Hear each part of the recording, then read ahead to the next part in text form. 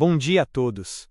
Apresento hoje ao comitê a tese de investimento em SK Hynix, ticker 000660 na Bolsa de Seul. A mensagem central é direta. Estamos diante do que entendemos ser um superciclo estrutural de memória liderado por inteligência artificial, e a SK Hynix é, na nossa leitura, a expressão mais pura e mais bem posicionada dessa tese entre os três grandes fabricantes globais. Nossa recomendação é overweight, com compras recomendadas em correções.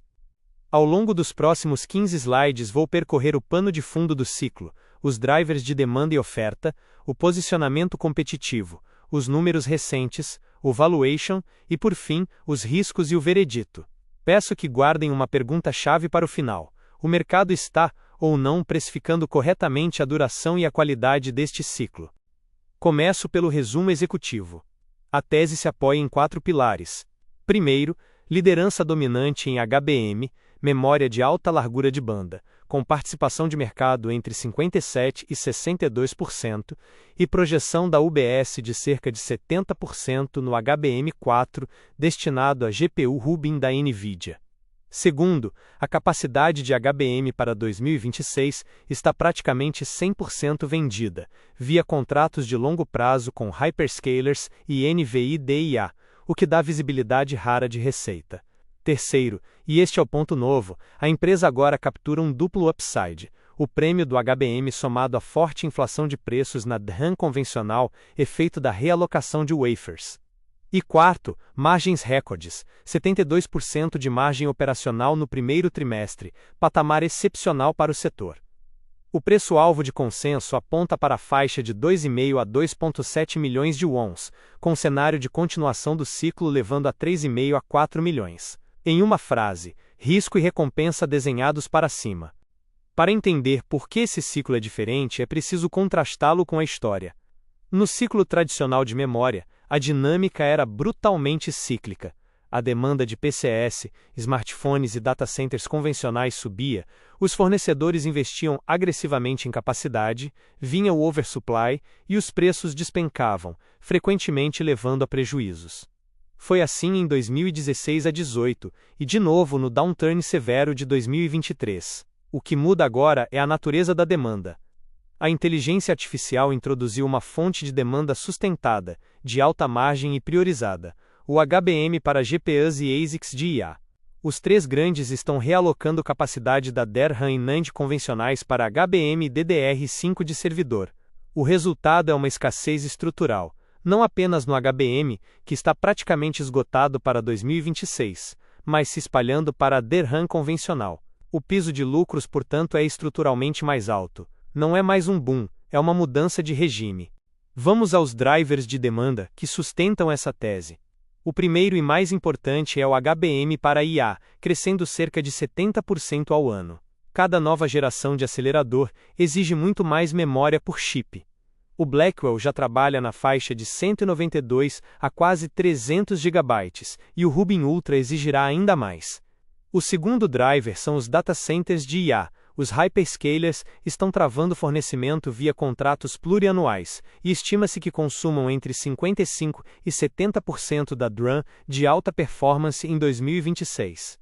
Há ainda um efeito colateral relevante. A realocação de wafers para HBM reduz a oferta de DRAM convencional, pressionando preços para cima também em PCS, notebooks e smartphones.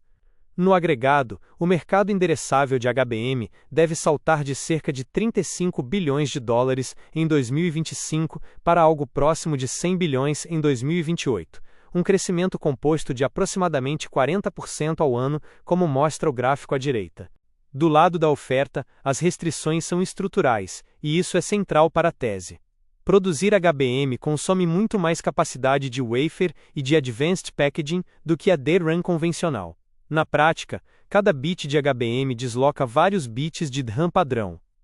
O gráfico à esquerda mostra a alocação de wafers para HBM segundo a TrendForce, cerca de 18% ao final de 2025, subindo para 22% ao final de 2026 e 30% ao final de 2027. Esse crowding out é o que sustenta o poder de precificação em toda a linha. O crescimento de oferta de DRAM em 2026 deve ficar em torno de 16% ao ano, abaixo da média histórica. E as novas fábricas, Micron em Idaho, expansões de SK Hynix e Samsung, só entregam volume relevante a partir de 2027 e 2028. Enquanto isso, o HBM de 2026 já está praticamente vendido via contratos. Oferta apertada somada à demanda estrutural, é exatamente essa combinação que define o ciclo. O sinal mais importante de qualquer ciclo de memória são os preços, e aqui eles foram inequívocos. Os preços de contrato de DRAM subiram entre 50% e 98% na comparação trimestral em vários momentos entre o final de 2025 e o início de 2026. Alguns trackers reportaram 90% a 95% no primeiro trimestre. DDR5 de servidor e módulos de alta densidade tiveram altas de 50% a mais de 100% em poucos trimestres. As margens brutas atingiram níveis recordes. Um detalhe revelador é que o DDR5 de servidor chegou a superar o HBM em rentabilidade em alguns momentos, sinal claro de que o upcycle é amplo, não restrito a um nicho. O gráfico traz a projeção do Bank of America para 2026. Receita de DRAM crescendo 51%, com ASP subindo 33%. E NAND com receita mais 45%. E ASP mais 26%. Preço e volume andando juntos, a marca de um ciclo saudável e amplo. Onde entra a SK Hynix nesse quadro? Ela é a líder inequívoca de HBM. O gráfico de participação de mercado mostra a SK Hynix na casa de 60%, dentro da faixa reportada de 57% a 62%, contra cerca de 20% a 21% da Micron e uma fatia menor da Samsung no momento. Mais importante, a UBS projeta cerca de 70% de share no HBM4 destinado à GPU Rubin da NVIDIA. Esse posicionamento não é acidental, vem de um relacionamento profundo e de co-desenvolvimento com a NVIDIA, com design wins prioritários. A vantagem técnica está no empilhamento vertical de dies, nos yields e na tecnologia de TSV. O ponto de atenção que registro desde já: tanto Samsung quanto Micron estão correndo atrás, e a Samsung vem recuperando terreno em HBM3E e HBM4. Mas, hoje, a SK Hynix é a referência tecnológica e de escala no produto que define este ciclo. Aprofundando o modelo de negócios e o moat. A receita da SK Hynix tem forte inclinação para HBM de alta margem, complementada por DRAM de servidor, PC e mobile, além de NAND. Os clientes principais são a NVIDIA, no HBM para GPUs, e os hyperscalers, Microsoft, Google, Meta e Amazon. O diferencial estratégico é o foco. A empresa é menos diversificada que a Samsung, o que neste ciclo específico é uma vantagem, pois concentra recursos exatamente no produto mais escasso e lucrativo. O moat se sustenta em 3 camadas: liderança tecnológica em HBM, relacionamento prioritário com a NVIDIA e investimento massivo em Advanced Packaging. O novo fab em Cheongju, com início de construção em abril de 2026 e operação plena prevista para o fim de 2027, que endereça o gargalo crítico do HBM. Por fim, a empresa opera com disciplina de oferta. Em alguns momentos de 2026, chegou a moderar o ramp do HBM4 para priorizar DRAM convencional de margem ainda maior. Disciplina, não apenas crescimento. Os números recentes confirmam a tese. No primeiro trimestre de 2026, a SK Hynix reportou resultados recordes, lucro operacional de 37,6 trilhões de wons, com margem operacional de 72%. Um patamar historicamente excepcional para uma fabricante de memória, setor conhecido por margens voláteis. O crescimento sequencial foi forte, impulsionado por ASPs elevados tanto em HBM quanto em DRAM convencional. Vale destacar o que está por trás desse número, o que chamo de duplo motor. De um lado, o HBM com preço premium e contratos de longo prazo dando previsibilidade. Do outro, a DRAM convencional com preços subindo 50% a mais de 90% em vários trimestres pelo efeito de crowding out de wafers. A questão para o comitê é a sustentabilidade, e os indicadores de oferta apertada e contratos já vendidos sugerem que esse nível de margem tem suporte estrutural ao menos ao longo de 2026 e provavelmente 2027. Passo agora ao valuation, que é onde a tese fica realmente interessante. A ação da SK Hynix subiu centenas de % nos últimos 12 a 18 meses. Chegou a mais de 340% em alguns períodos, e a empresa recém superou a Samsung como a mais valiosa listada da Coreia, com market cap em torno de 2.080 trilhões de wons. O preço atual gira em torno de 2.862.000 wons. Aqui está o ponto crucial. Apesar dessa valorização toda, os múltiplos forward comprimiram fortemente, porque o crescimento de lucros está sendo ainda mais explosivo que a alta da ação. O PE projetado para 2026 está numa faixa de 4,5 a 9,5 vezes, dependendo da fonte, e o EV sobre EBITDA forward em níveis muito baixos para os padrões históricos. Em outras palavras, o mercado valorizou a ação, mas ainda a precifica com múltiplos de ciclo tradicional e não de crescimento estrutural. É essa desconexão que abre a oportunidade. Esse gráfico traduz por que os múltiplos comprimiram. As estimativas de consenso foram revisadas fortemente para cima nos últimos meses.